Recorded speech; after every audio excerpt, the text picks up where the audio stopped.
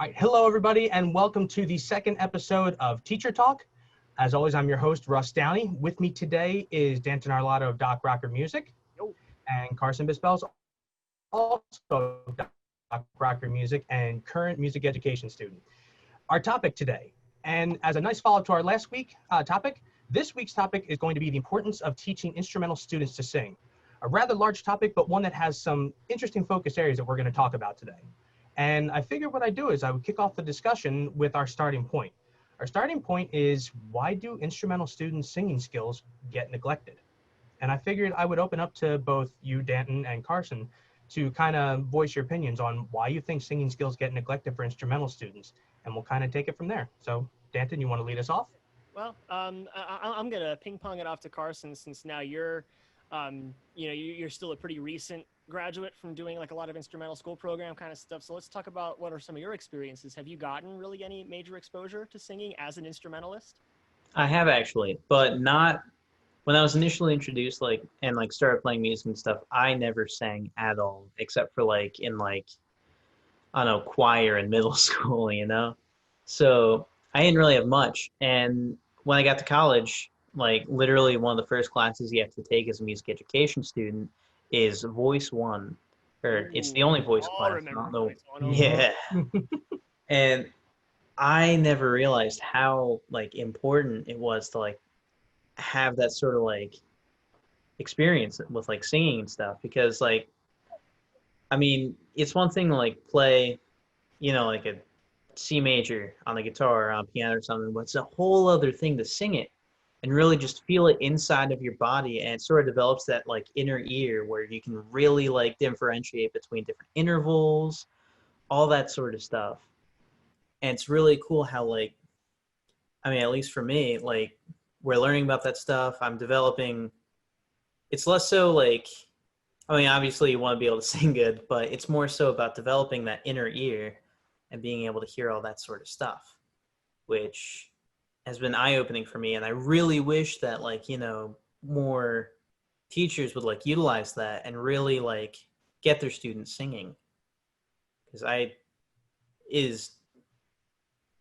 it's so important, in my opinion, at least. Yeah, absolutely. I would agree with that 1,000%. And that's a major key buzzword there, inner ear. And that's going to be a big talking point that we're going to hit today, very likely, talking about why it's important and kind of some of our justifications for really pushing and advocating for more vocal training with instrumental students.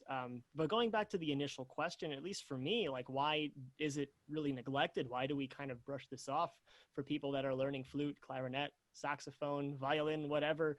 I think the obvious answer for a lot of starting out amateur teachers is that, well, we're playing the instrument, we have the notes at our fingertips, we don't need to sing it. What's the point? That's a whole that's for the kids in choir. We don't need to worry about that in band. And that's of course a really blatantly ignorant thing to say, but it's one of those it's not directly applicable, especially to a school teacher, like an orchestra director or a band director, where there's that constant pressure of a deadline of, oh, that school concert's coming up, I really don't have time to take my kids' instruments away and teach them to really internalize their sense of pitch and be able to imagine the musical sounds they need to create with their instrument, thus making the instrument more of an extension of the musician, his or herself.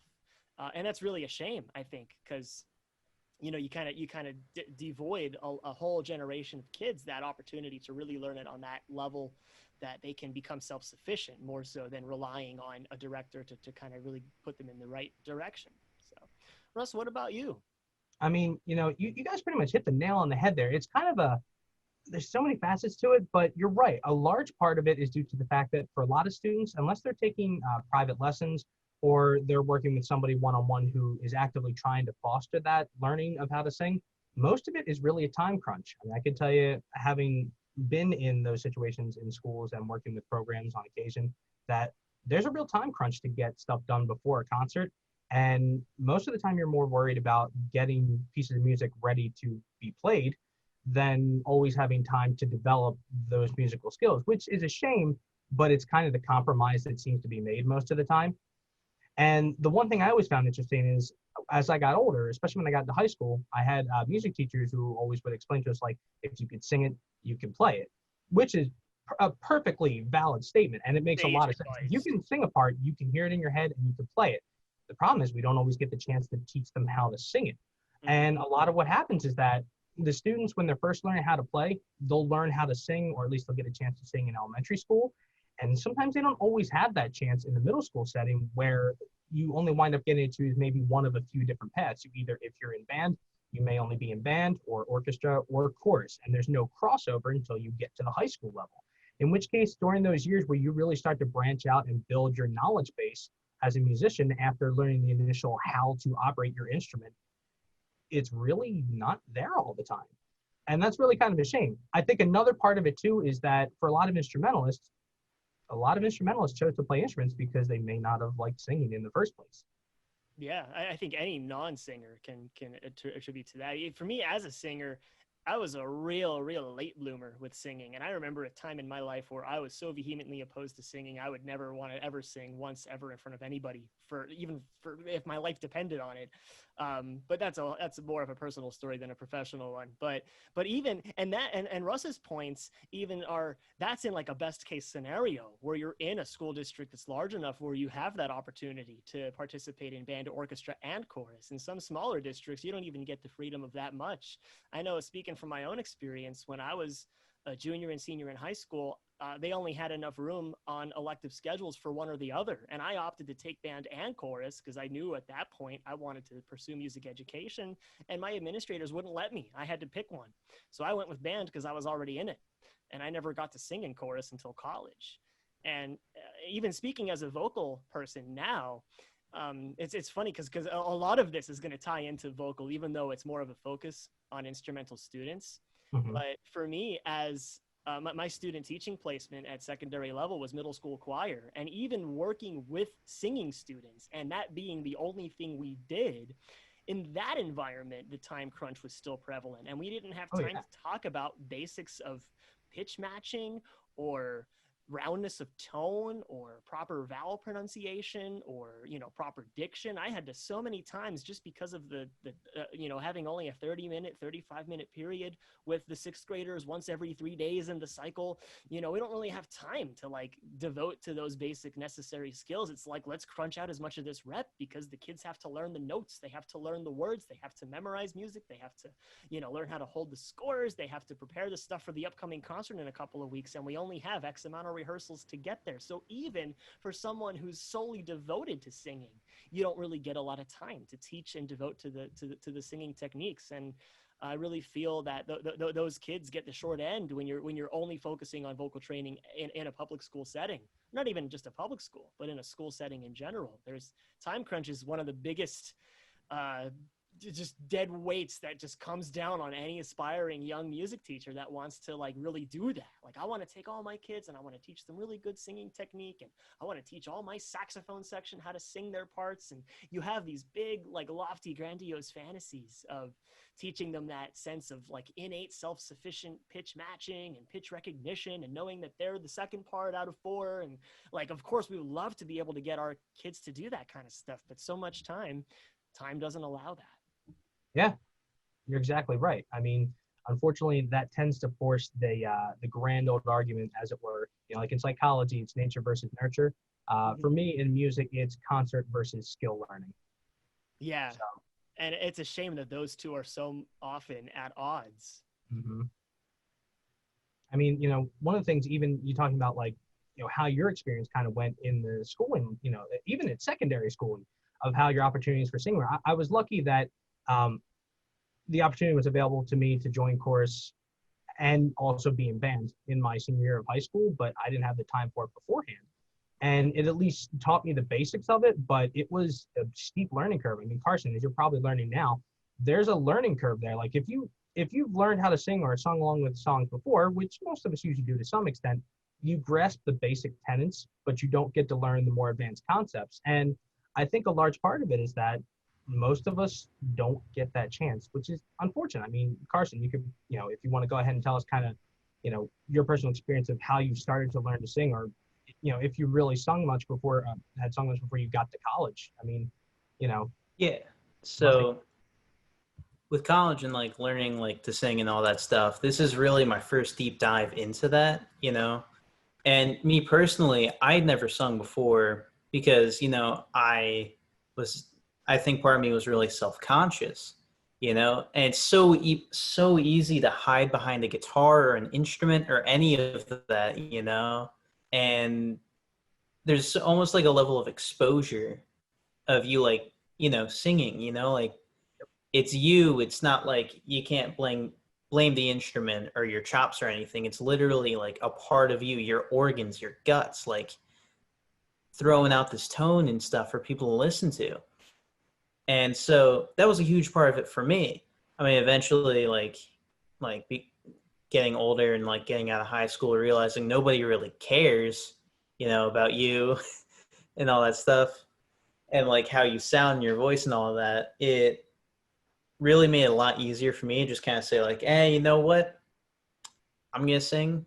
I'm going to do it. I don't care what people think, and really just get out there. And apparently I'm pretty good according to my peers, but that's good. I mean, no, you bring up a perfectly very good point there. There's a level of exposure in terms of how it mentally affects you, because you're right. I mean, my first instrument for years, like the first 8 years I played anything, was drums. And if nothing else, you can hide behind the drum kit. Like, you are literally obstructed from view by things between you and people. And you know what? It's the same principle as somebody performing solo for an audience versus being part of an ensemble. There's that extra barrier there that really kind of calms your nerves. And singing is probably one of the worst ones to have to learn to actually calm your nerves for, to sing in front of people. And that's why I think a lot of people tend to avoid it. I think that's why a lot of instrumentalists avoid it. And I think sometimes that's why a lot of us who teach instrumental students tend to avoid doing that as well, because it is a pretty vulnerable thing to take part in, to actually participate in. I mean, I was lucky that at a younger age, most of my singing experience and learning how to actually came from my father kind of teaching me how to sing like songs he was listening to or his band was working on, but also learning how to sing harmonies. I mean, a whole entire conversation could be had about teaching how to sing harmonies just by listening, not, even actually just reading the music and trying to suss out what the intervals are that you're singing. That kind of stuff is taught over a long period of time. And it's really ear training with a vocal aspect added to it. I think that's a big part of it. Yeah, I would say that's definitely, that ties in just as well with the music theory concept of what you would teach any student, instrumental, vocal, or whatever. That ability to recognize, this melody has thirds above or thirds below or sixths above or sixths below, or any of these different intervals, and being able to recognize them. Of course, if you can sing it with your own voice, that shows that you have such that proper internal grasp of the pitch relations that you can really easily produce those different things. And that's useful for especially any ensemble instrumentalist, of knowing like, oh, I am the alto part here, or I am the tenor part, or the main melody is in the single reeds, and me as a violinist is doing something that harmonizes with that, so I should maybe know dynamically not to play as loud, because we want to make sure we're highlighting what the main melody is. So and that all comes down to, like, you could teach that the best way, of course, I would say to teach it is vocally, and it's a shame that really happens so rarely in an instrumental rehearsal.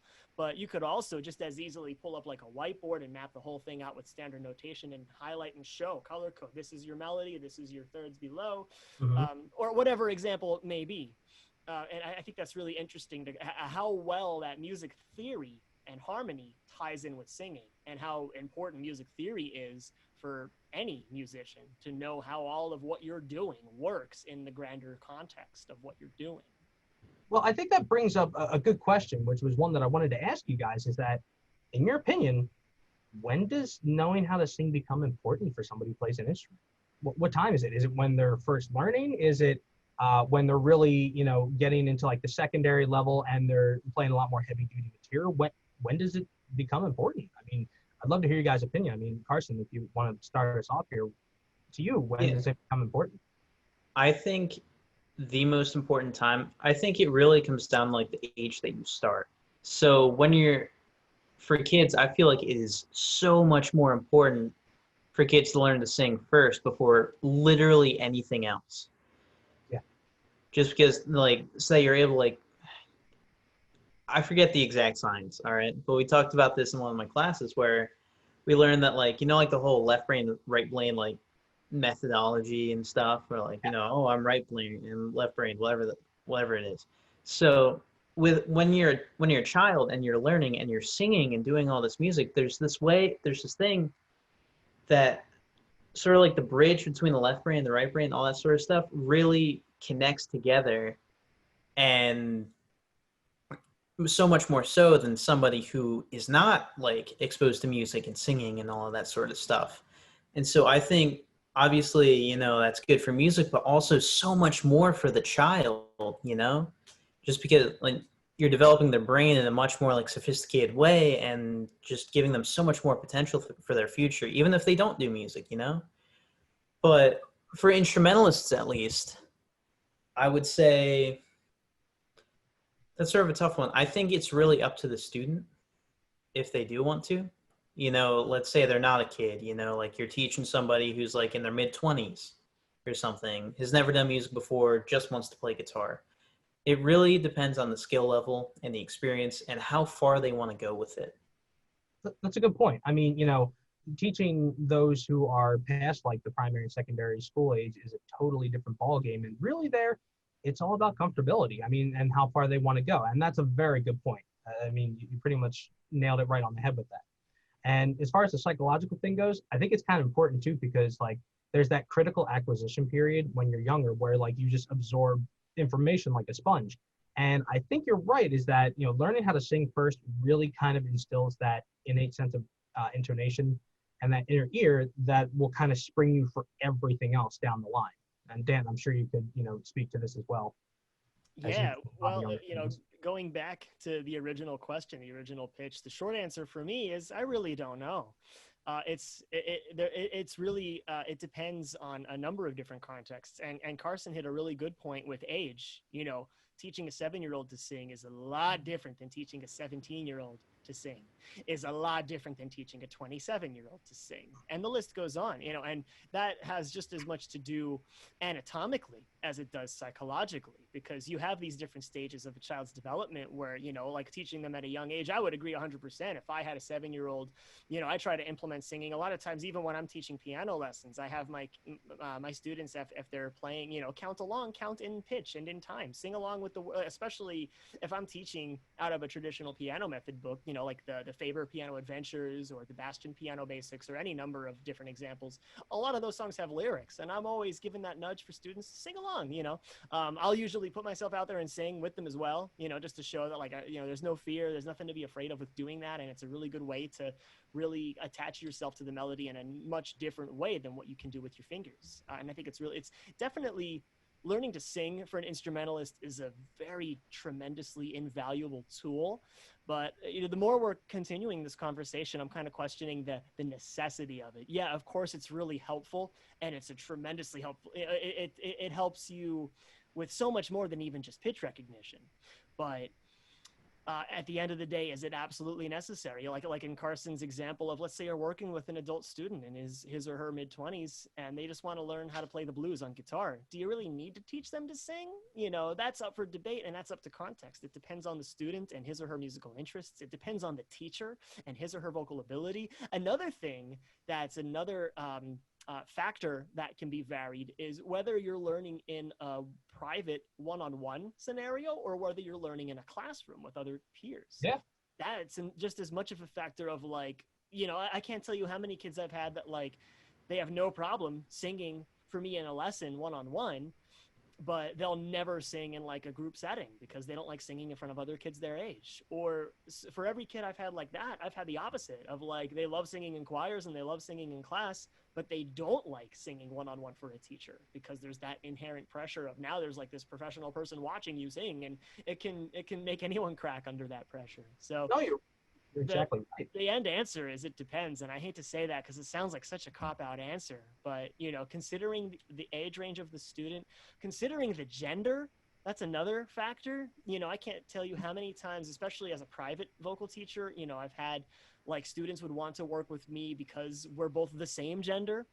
And there's obviously a number of reasons that makes me a better fit to teach a male student, because I have, as a male, also some of the same obstacles that a female teacher won't ever have, and vice versa. and sometimes that can be a factor. Let's say you're teaching, let's say you're a private teacher and you're a male teacher and you're working with a female clarinet student who's in 3rd or 4th grade. The dynamic of teaching voice to that student is a lot different because of all of those reasons: age, gender, psychological development, anatomical development, just the sheer, from, the start of puberty with the changing of the larynx and how the larynx changes differently in males than it does in females. That's another factor. And there are so many factors that compound upon themselves and make it into this really sticky web of, again, going back to my opening bit, I don't know. I don't know how important it is or when's the best time to do it. I have experiences and I have things that I tend to gravitate towards in my own teaching scenarios, but even then it's contextual. It depends on the student. It varies on every day of the week. And no, I mean, that's exactly right. I mean, that's a worthwhile answer there too, because it really is depending on, who the student is, their age, their situation, basically. But I guess that kind of leads me to my next point, is that, like, what are the benefits that it offers to an instrumentalist? I mean, what does knowing how to sing an instrument, knowing how to sing allow an instrumentalist to do differently than not knowing how to sing? What does it allow them to do that they wouldn't be able to do otherwise? Yeah, well, let's go right to Carson's first point when we started this conversation. That big buzzword, inner ear. That's the first and foremost, most obvious, immediate benefit that any instrumentalist can get by learning to sing their parts. They put the pitch into their head in a different way because they're internalizing it in their body as the source of the sound, not an artificial device. So, Carson, given that you're doing a little more with vocal training now as an instrumentalist, maybe you can kind of elaborate on that a little bit. What do you think? Yeah, so to talk about that a little bit, I think, so it's one thing to say, oh, C to E, that's a major third, but it's a whole other ballpark to be able to actually sing it, internalize it, and hear it, and know what it is in your brain. Because I've met so many musicians I thought were, like, still do think are absolutely incredible, but they cannot for the life of them sing like a major third or even like an octave, just because that pitch recognition isn't there, because they just like slap their finger on a keyboard or on a fretboard and then play the octave there, Mm-hmm. They don't have that inner ear. They don't have that internal sort of like feeling of actually having the vibration of the notes in your body, No, I mean, that's a very good point. I think part of it too is that, like, for some of us, when we first learned intervals, like if you had the luxury of taking a music theory class when you were younger, and by younger I mean like high school, not like elementary school. I know one of my first theory classes, my teacher basically taught us intervals, one by playing it so we could hear it, but also giving us like examples that you could hear in your head, like major third sounded like a doorbell, or it sounded like the pause theme for the original Super Mario Bros. Game, because that one sticks out in my head. Or like a major fourth is Here Comes the Bride, or this one I always remember. A minor sixth, if you run up the minor chord in the minor sixth interval, is like the theme from the old Batman movies from the late 80s. That's the kind of stuff I'm talking about. Yeah, yeah, that one. Yeah. So the funny part is that helps to internalize it, but you're right, it makes a big difference, especially because if you can hear it, you can kind of recognize what it is. It makes production of chords and being able to hear what you're decoding much easier, but it takes time. As I've told Dan before, I think my last aural theory, like listening theory class, might have been in 2011. And I've even told him, like, those skills didn't fully coalesce for me to be able to call on until like 2 years later. And then finally, it finally clicked. It took that time until my brain could like easily recognize it and figure things out without having to sit there and take the time to decode. I mean, it's odd that it takes that time, and it's something that you don't really think about. It's like thinking about how you think. It's it's something it you don't definitely gets do. real meta really quick when you It does. I mean, it, that ability of introspection helps a lot. I mean, like I said, it offers a lot of benefits. The question is, like, what do those benefits offer to, obviously, the instrumentalist? But I mean, what does it offer to an ensemble that they're a part of? What does that bring to a group that they might be playing with that they wouldn't normally have? Does it offer anything out of the ordinary? Is it relevant at the time of, or is it something that's extraneous that's just kind of, that's nice, but, we're worrying about, working on music. I mean, Dan, Holy questions, Batman. But you bring up a really good point. It does raise a lot of questions of, the mere relevance of such a topic. And I think kind of jumping off of that inner ear topic that Carson has started with us here, I would say a really good immediate practical benefit, to go a little more specific with an example of that, would be intonation for any instrumentalist, whether Yes. you're in orchestra or if you're in band. Intonation is such an important part of playing your instrument, and literally being able to sing your pitch makes it that much easier, and it makes your ear, your musical ear, your sense of pitch that much stronger, that you could recognize when you're in let's say you're in a flute section in a high school wind ensemble, and there's 3 different parts, and you're in the middle part, to know if you're a little bit sharp or flat, if you can sing that pitch, you have a much greater chance of achieving proper intonation and playing in tune in general. And that helps.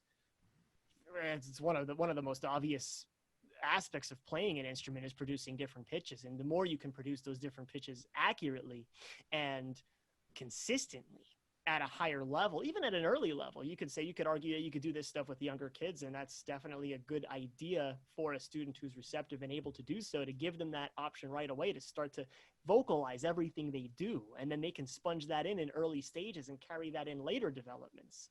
When they get to high school, then it puts them in a higher level of wind ensemble than they would have otherwise been in if they didn't have as good of intonation as the kid in first chair. So that's part of it. Yeah, intonation is definitely an immediate practical benefit for learning to sing. What else? Yeah, and sorry. No, go ahead. No, I was just gonna say, sort of like talk about what Dan was just talking about from like a more like commercial perspective.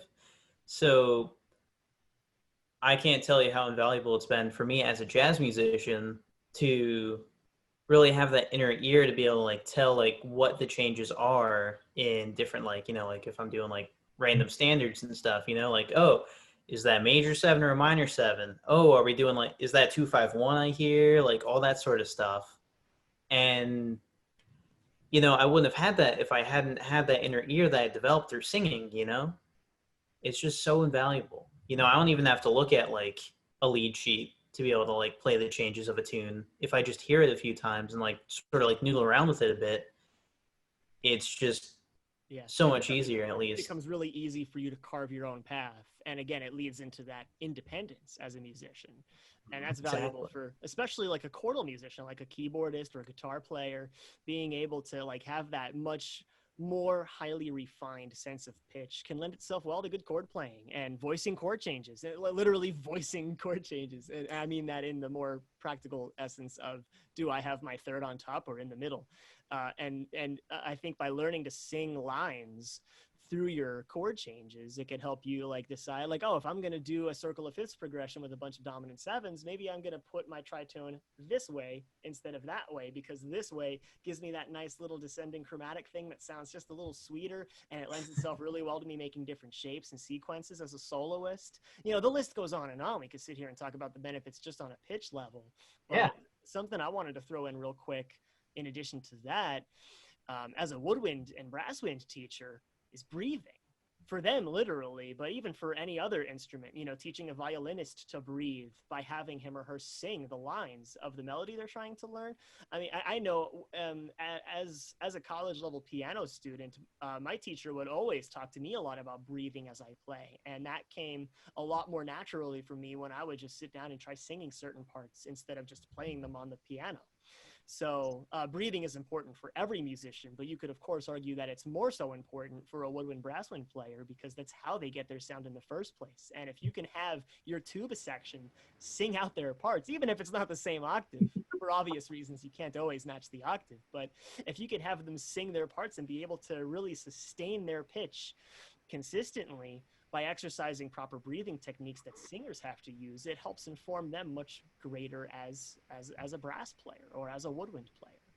No, I mean, you're exactly right. I mean, it really does offer benefits. Phrasing, obviously, like you've been mentioning, is probably one of the biggest things it offers to you, because like anything else, even for instrumental parts, we still do phrasing that almost feels similar to the way you would sing. So it's a good point. I mean, there's a lot of benefits to it. I mean, one of the things that I was thinking about this that was kind of an interesting thought to me is like, what what groups have I listened to that really benefited from those you could tell had that vocal ability? Like, obviously, like, some groups you listen to, you have a dedicated lead singer, and you may have some harmony, or you may have some that's overdubbed in the recording by the lead singer. But there's also some other groups, and I mean, I'm sure we could all rattle off a few right now, which I'm actually going to ask you guys, that having an instrumentalist with that vocal ability really kind of elevated their material from like just having the instrumental part with the singer on top to being much stronger than it would have been without it.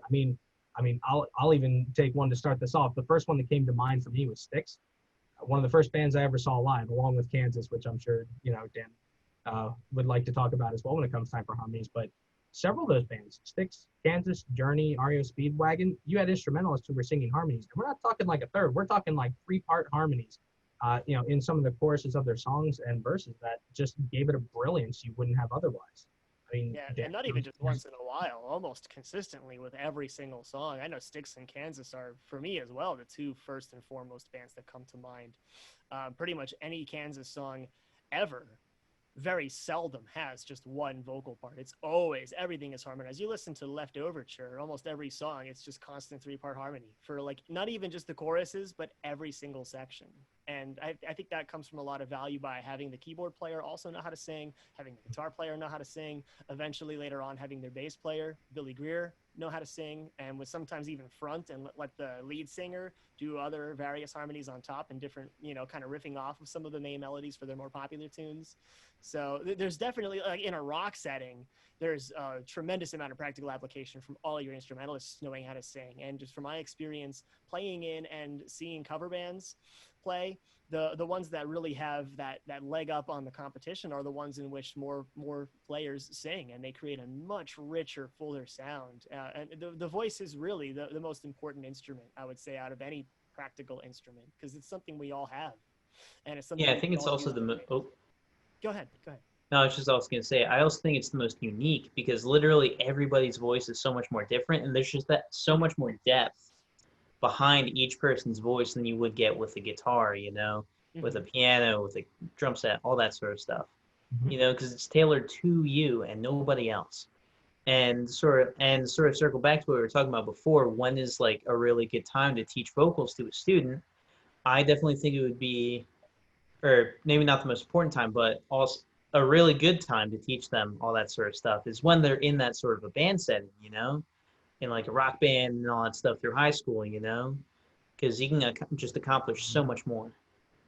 No, I mean, you're exactly right. I mean, a big part of that too is that like, it's tougher than a lot of people think to be able to sing harmonies, hear them, and play in a band setting as well.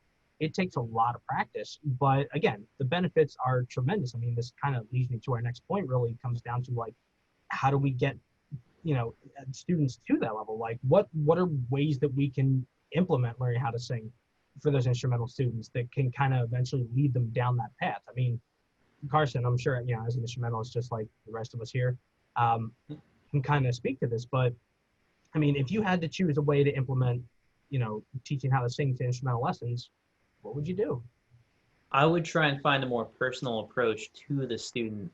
I would say, so me personally, I love Yes. I think they're an incredible band. I'm not. And, like, I feel like when I was younger, if somebody had like really sat me down, really made me like analyze like Close to the Edge, like that whole album, and just really like listening to like, like what are the vocalists doing? Like, what's all that stuff going on? Doesn't that sound so much cooler than if they didn't have it? I feel like that would be like, holy crap, I want to do that immediately. That's so freaking awesome, No, you're exactly like right. A true instrumentalist turned singer. I love it. No, I mean, that's a great example too, because the very end of the title track off of Close to the Edge has like the end of that song. I'm literally getting goosebumps now thinking about like the harmony at the end of that song. It's really, really powerful, especially after like coming out of the whole cathedral organ solo that comes in the middle of it, and the Rick Wakeman solo at the very end of it. It's like, it's a powerful end to that song, and the harmonies really drive that home. they also had the luck of having like such a wide range of like vocal range between like John Anderson singing like higher than most sopranos, Chris Squire having a mid-range to high-range voice, and Steve Howe somehow playing guitar and having like the lowest range voice in the band because, of course, he did. Because why not? So, yeah, I mean, it's tremendous, and that was a great example too. I forgot to mention Yes before, and I should be ashamed of myself. Yeah, so we could definitely say, like, as private teachers, there's a tremendous, one of the best ways you could implement it is by having a student really get into music that features a lot of that kind of content and having them pick apart even just the voice parts of a song that they know how to play on an instrument. Kind of going a little bit more into what Carson was talking about of finding ways to really get a student to dig a little deeper than just knowing how to play just their part, being able to really internalize what's going on with the overall harmony. And I don't mean vocal harmony, I mean theoretical harmony of, is this a 2-5-1, or is this a modulation, or is this a secondary harmony of some kind? Being able to identify those things is tremendously important for, especially, I could speak as a pianist and guitarist, like a chord-based musician. Being able to pick those sorts of harmonies apart is really, really important. So with that, guys, we're just about running out of time here. We might be able to continue this conversation in our next episode. We could maybe talk a little bit more. Maybe we could share a little bit more of our personal experiences and talk about, what are some of the ways we can really act on this? What are ways we can more actively push for teaching our students how to sing and using singing technique as a means to a much greater end with our instrumental students. With that, I think it's a good time for us to, fellow teachers, take the next week after you view this podcast to kind of reflect on how much you really use singing in your teaching, especially all you instrumental teachers out there. Really give that some thought and consider maybe what are some of the maybe even some of the more basic vocal or breathing techniques I can learn and implement right away. Because I know not all of us instrumentalists are great singers and we don't have a lot of vocal experience. Maybe outside of our choir experience we had to do to get a degree per se to be a music teacher. But maybe even think more of your own personal vocal experience and see how maybe I can find a way to round out my own skill set as a private teacher, and I can learn more proper singing techniques and I can start to implement them even in subtle ways, like singing the lyrics of my kids' songs as they're learning to play them, or even just, singing parts instead of playing them for them, especially now, given with COVID, us doing online lessons. I can't tell you how many times I'm just sitting here and singing the parts instead of flipping my camera and going over to my piano and playing. And it's like, just go from this part and I'll sing out the part because I, especially it's a good test for me. Like, do I really know the melodies? Can I produce that pitch from here, not from there? And for me, I always like that challenge, but it's something I want to challenge the rest of you out there to think about of, maybe I can find other ways to sort of expand my repertoire of tools to connect with my students. Maybe not even just on a private level. Maybe all of you, especially those of you that are Zooming the whole public school scene right now, running band and orchestra rehearsals online.